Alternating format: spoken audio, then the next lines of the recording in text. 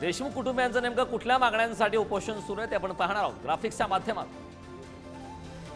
PI Mahajan PSI Rajesh Patil यांना सह आरोपी करा ही एक मुख्य मागणी आहे। आरोपी कृष्णा आंधळेला तात्काळ अटक करा। प्रकरण फास्ट ट्रॅक कोर्टात चालवा। आरोपींना मदत करणाऱ्यांचे सीडीआर काढा, त्यांना आरोपी करा। वाशी पोलीस ठाण्याचे पीआय रमेश घुलेंना बडतर्फ करून सह आरोपी करा। धनंजय देशमुख यांना अतिरिक्त सुरक्षा पुरवा।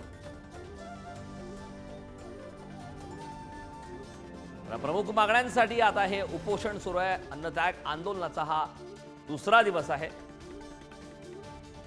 राज्याचे मुख्यमंत्री सन्माननीय देवेंद्रजी फडणवीस साहेब यांनी आता ट्विट करून ही माहिती दिलेली आहे। पहिल्यांदा त्यांचं मनापासून आभार, कारण या संतोष देशमुख प्रकरणामध्ये पहिल्या दिवसापासून प्रत्येक गोष्टीत पॉझिटिव्ह राहण्याचं काम हे राज्याचे मुख्यमंत्री यांनी त्या ठिकाणी केलेलं आहे। आणि उज्ज्वल निकम साहेब यांची जी नियुक्ती केलेली आहे ती माझ्या पत्रावरती केली आणि उज्ज्वल निकम साहेबांचं सुद्धा कन्सेंट दिल्याबद्दल त्यांचा आभार।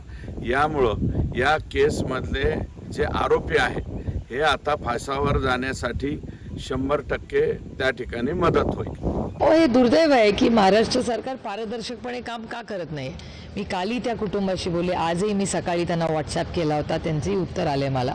पण हे खूप दुर्दैव आहे की पारदर्शक कारभार करायला काय अडचण आहे सरकारला, पण मग एक निर्णय OSDला आणि एक निर्णय मंत्र्यांना, हा कुठला न्याय? मग जर तुमचं सरकार खरंच भ्रष्टाचार मुक्त असेल तर वॉशिंग मशीन सिलेक्टिव्हली नाही चालणार ना। धनंजय देशमुखांना काय हवं, त्या कुटुंबाला काय हवं हे जास्त महत्वाचं होतं। आणि त्यांनी जे अन्नत्याग आंदोलन केलं होतं त्यातली प्रमुख मागणी हीच होती। वाईट एवढ्या गोष्टीचं वाटतं की ते सुद्धा मागायला 2 महिने लावले आणि ते अन्नत्याग आंदोलन केल्यानंतर त्यांची नियुक्ती केली, हे त्याचं दुर्दैव। मला असं वाटतं या सगळ्या गोष्टी तत्पर व्हायला हव्या होत्या, पण SIT म्हणा, जजची नियुक्ती म्हणा आणि आता हे देखील म्हणा, ज्याला तब्बल 2-2, 3-3 महिने जे लावले गेले हे खरंच वाईट आहे। असं करू नये आणि न्याय हा सगळ्यांना समान आहे जे डायलॉग्स आपण ऐकतो तर खरा तसाच झाला पाहिजे।